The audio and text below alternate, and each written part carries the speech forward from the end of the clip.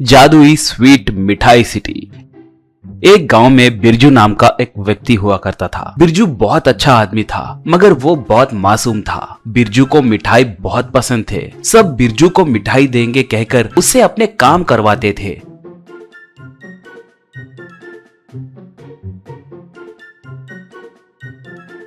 मगर बाद में उसे मिठाई नहीं देते थे। फिर भी बिरजू उन्हें कुछ नहीं कहता था। उसे अपने गांव वालों से बहुत लगाव था। एक बार बिरजू को उस गांव के प्रेसिडेंट से बुलावा आता है। प्रेसिडेंट बिरजू से, क्या बिरजू, क्या कर रहे हो? कहकर पूछा। बिरजू, कुछ नहीं प्रेसिडेंट जी, हमारे पड़ोस वाली दीदी ने चक्की पीसे तो हलवा खिलाऊंगी कहा था, आटा पीस के आ रहा हूँ कहा।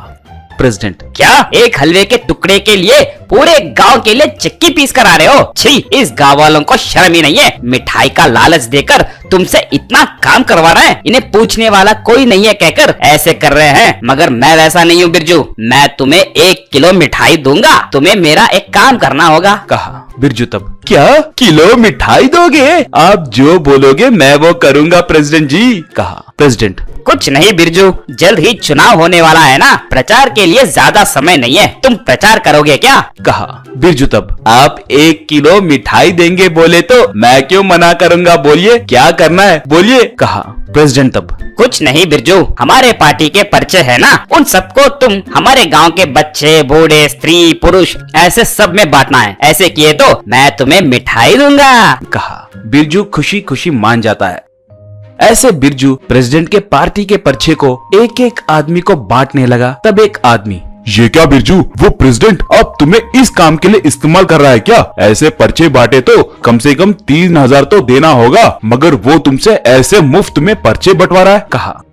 बिरजू अपने घर को जाकर पर्ची अपनी माँ को देता है। बिरजू की माँ, ये क्या है रे, तुम ये काम क्यों कर रहे हो? पूछी तो बिरजू जो भी था वो सब बताता है। तब बिरजू की माँ, रे, वो प्रेसिडेंट तुम्हारे भोलेपन का फायदा उठा रहा है। अगर वो सच में अच्छा होता तो हमारा गांव कब का अच्छा बनता था, तब उसे ऐसे पर्चे बांटने की जरूरत नहीं पड़ती थी ना। इस बार वो नहीं जीतेगा, ये पता चल के ही ऐसे कर रहा है। वो मिठाई मैं ही दूंगी, पहले इसे बांटना रोको बोली। तब बिरजू, तो वो प्रेसिडेंट अच्छा आदमी नहीं है क्या माँ? पूछा उसकी माँ। हाँ बेटा, वो अच्छा आदमी नहीं है। तुम्हारे पिताजी के देहांत के बाद मेरा बेटा भोला है, कोई नौकरी नहीं कर सकता। मेरा पति भी मर गया है कहकर पेंशन के लिए उससे मदद पूछे तो मुझसे ही रिश्वत पूछा था। बेटा, तुम्हारे पिता हमारे गांव के भलाई के लिए बहुत मेहनत किए थे, ये जानकर भी उस प्रेसिडेंट ने मुझे अपने आदमियों से धक्का देकर निकाल दिया बोली। बिरजू वो पर्चे बांटना रोक देता है। वो प्रेसिडेंट के पास जाकर पर्चे बांटने के बदले जो मिठाई उसने देने का वादा किया था वो देने के लिए पूछता है।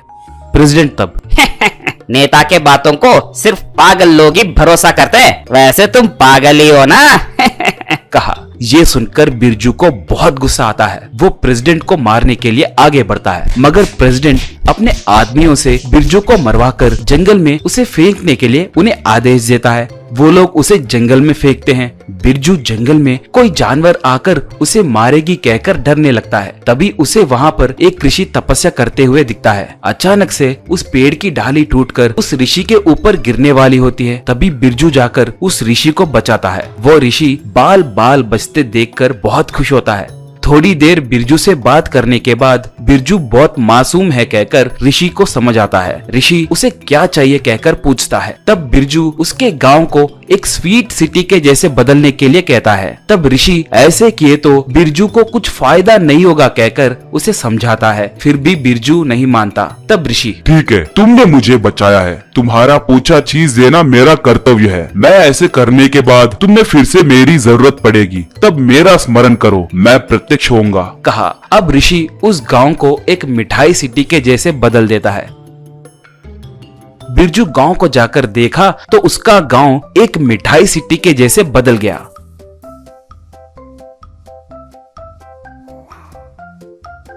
ये देखकर वो बहुत खुश हुआ। बिरजू जो भी था वो सब गांव वालों से बताया। सब अच्छे से चल रहा था, मगर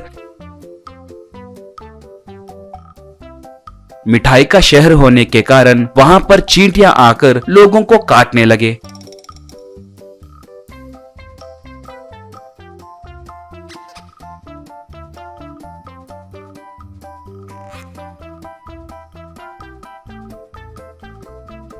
परेशान होकर गांव वाले बिरजू से उनके गांव को फिर से साधारण गांव में बदलने के लिए पूछते हैं। तब बिरजू इस बार प्रेसिडेंट को हराना है कहकर लोगों से कहता है। लोग मान जाते हैं। बिरजू उस ऋषि को याद करते ही ऋषि प्रकट होता है, उस गांव को फिर से साधारण गांव में बदल देता है। बाद में ऋषि बिरजू को समझदार आदमी बना देता है। थोड़े महीनों के बाद बिरजू उस गांव का प्रेसिडेंट बन जाता है और गांव को डेवलप करता है।